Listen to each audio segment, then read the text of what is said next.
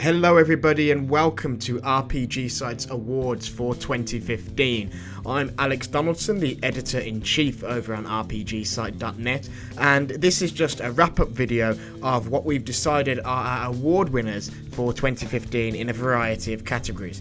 We came to these decisions by having a lengthy debate with all of our staff, which is actually available to listen to in a podcast format. So if you want to actually hear us make the decisions, click the link that I'll pop up now and you'll be able to see that.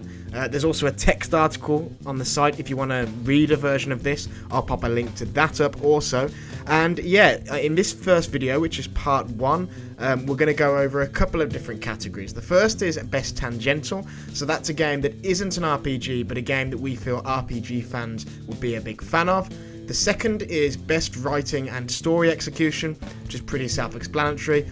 The next is Best Score and Soundtrack, Biggest Surprise, and then finally we wrap out today with One to Watch, which is obviously the game that we're most looking forward to hearing more about next year.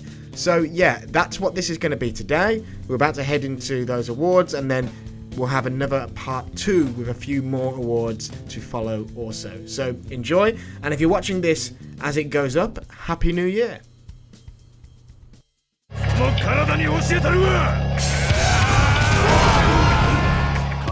The winner of our Best Tangential Award, given to the best title that isn't technically an RPG, but best embodies the spirit of the genre, is Yakuza 5. The runners-up in this category are Telltale Games' Tales from the Borderlands and Nintendo's The Legend of Zelda Majora's Mask 3D.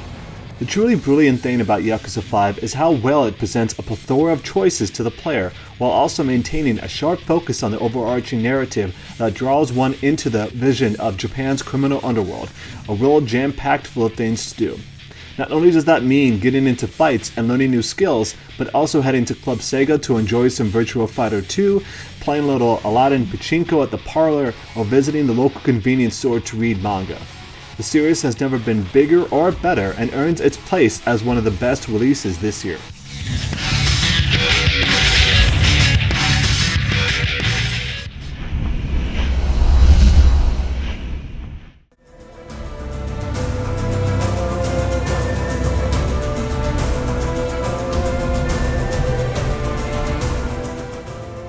The winner of our Best Writing and Story Execution category, given to the title with a standout effort in its narrative design, from writing to animations and voiceover and all those sorts of things, is The Witcher 3 Wild Hunt. The runners-up for this award are Toby Fox's Undertale and Square Enix's Final Fantasy XIV Heavensward. Many come to the RPG genre for its storytelling, and while there's no doubt that the rest of The Witcher 3 Wild Hunt is very good indeed, storytelling is where it is at its absolute best. Sure enough, it has a head start being adapted from a very successful series of novels, but developers CD Projekt Red have also made that world really their own, executing on it with a confidence, care and attention to detail that is seldom seen in games at all, leave alone in ones this huge. A common thread in the best of the RPG genre is for the best side quests to beat the core story, but The Witcher 3 trumps even that. Everything feels as important and immersive as each other, and heading off on a contract or an aside never feels truly contradictory to Geralt's main mission. None of the world ever feels disjointed, and there's no sign of that odd quest with dodgy writing or voiceover that somehow slipped through the cracks. Pretty much everything is exemplary. It's difficult to fully articulate just how excellent The Witcher 3's narrative is, but the best I can manage is to say that without a doubt, I rarely feel so utterly involved and absorbed into the world of an RPG as I did here. In many ways, its story delivery and execution sets a new bar for the big budget cinematic RPG in general.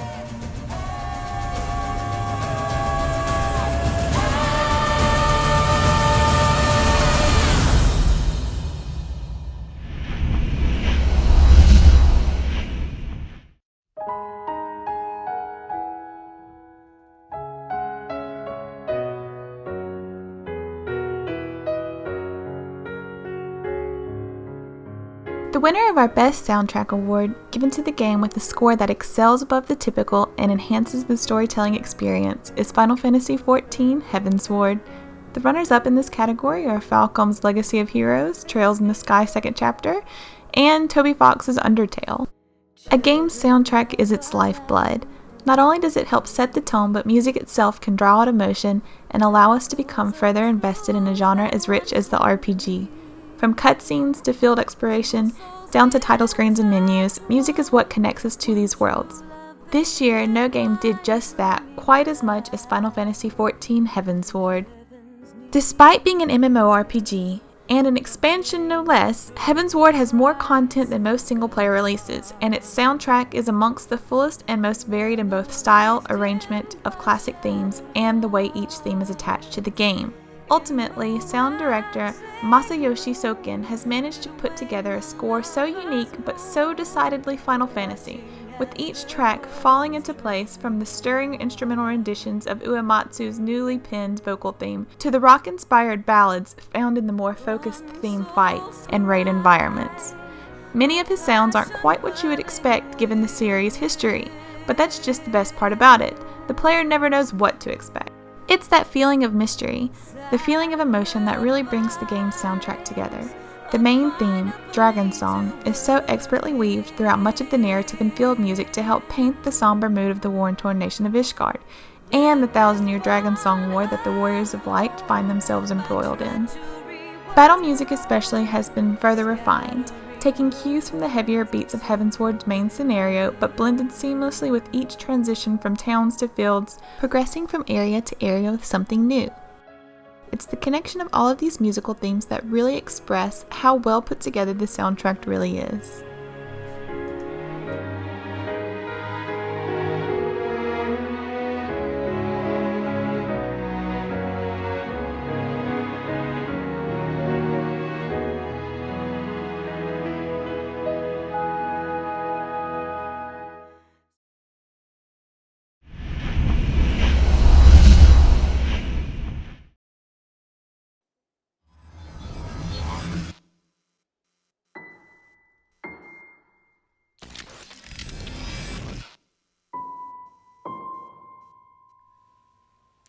The winner of the biggest surprise award given to the piece of gaming news that shocked us the most is the announcement of NieR Automata.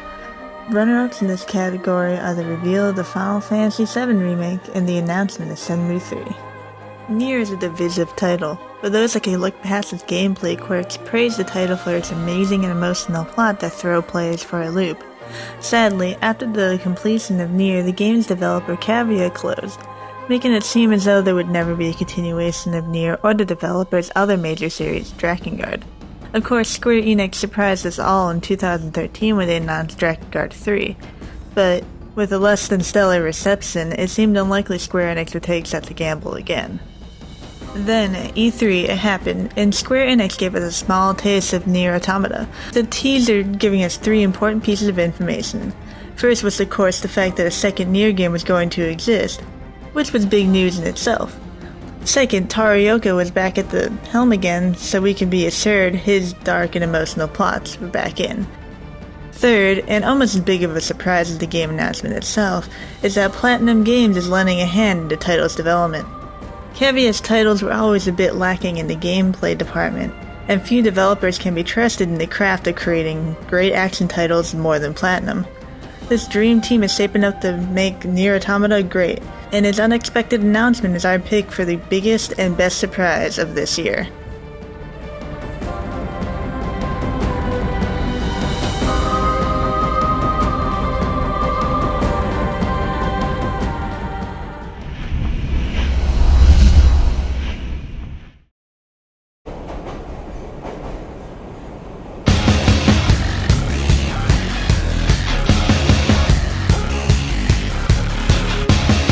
The winner of our One to Watch award, given to the title the RPG site team is most excited to learn more about and hopefully get to play in the next year, is Persona 5. The runners-up in this category are BioWare's Mass Effect Andromeda, alongside Platinum Games and Square Enix's NieR Automata. Let's get the obvious out of the way. 2016 is likely to be a standout year in RPG history. There's a boatload of new RPGs coming, both big and small, and there's practically something for every RPG fan to look forward to. There's a lot going on. Going to the debates for this category, there was one clear unanimous winner, Persona 5. It's fair to say that the RPG site team are feverishly excited to see what the future holds for Atlus's cult hit series, and with its launch pushed back to summer 2016 in Japan, we're all crossing our fingers that we'll also be able to play before the end of the next year.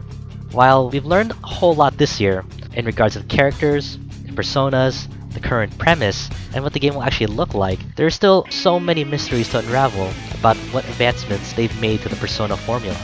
We've heard no word on if the social link system is coming back, and we're still scratching our heads over why demons are back when shadows are still roaming about.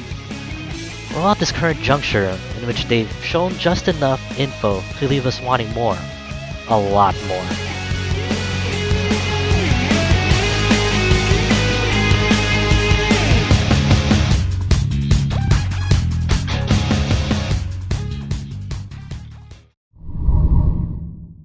That's it for day 1, everyone. Be sure to check out day 2, and don't forget to, of course, if you enjoy this sort of content, subscribe here, follow us on Twitter at RPGsite, and of course, visit the website rpgsite.net. I'll see you next time.